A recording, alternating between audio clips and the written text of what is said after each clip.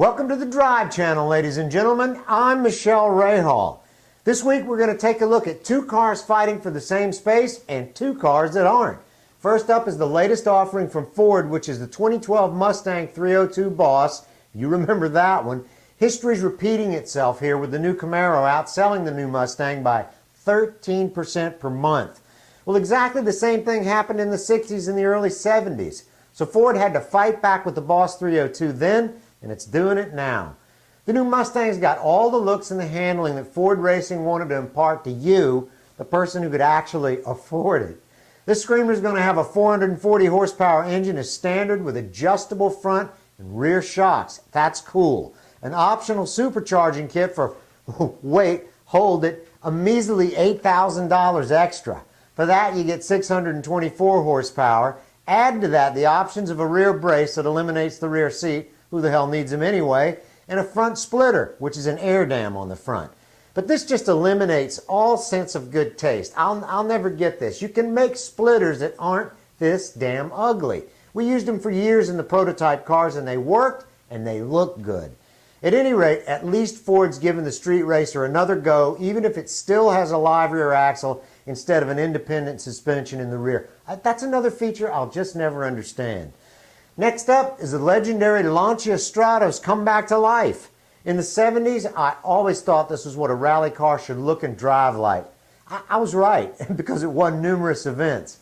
Now comes along a billionaire who's joined the erectile dysfunction club by producing a new Stratos, which is based on the Ferrari 430 chassis and engine. Now, this is no fluke. This car looks great, it's got a proven platform under it, and it stays as true to the original design as possible. But don't rush out just yet and cash in your 401k. They're only going to build 25 of them, and they're already gone. Now we get down to the coupe wars, or in the European vernacular, the coupe wars. And by the way, a coupe can have 4 doors as long as it keeps the basic look of the 2-door model. Mercedes threw down the gauntlet a couple of years ago with the Mercedes CLS. It was a beautiful, ugly, stylish, garish car, but it was a hit.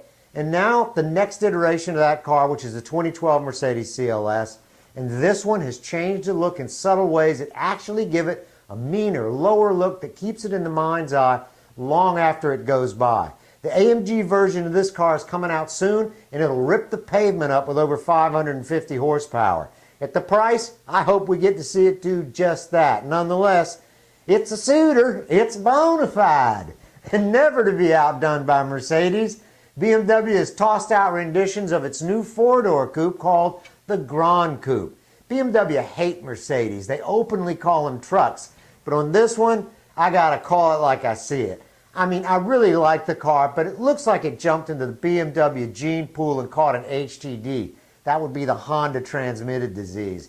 It's pretty and it's slick, but it just looks too generic for me. The spy shots, they aren't worth showing because they show nothing. It looks like a Honda with plastic panels thrown on.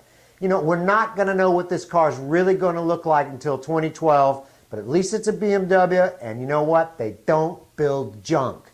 Up next week, one of our correspondents went to the Pebble Beach concours, and we've got a report coming up right here on the Drive Channel.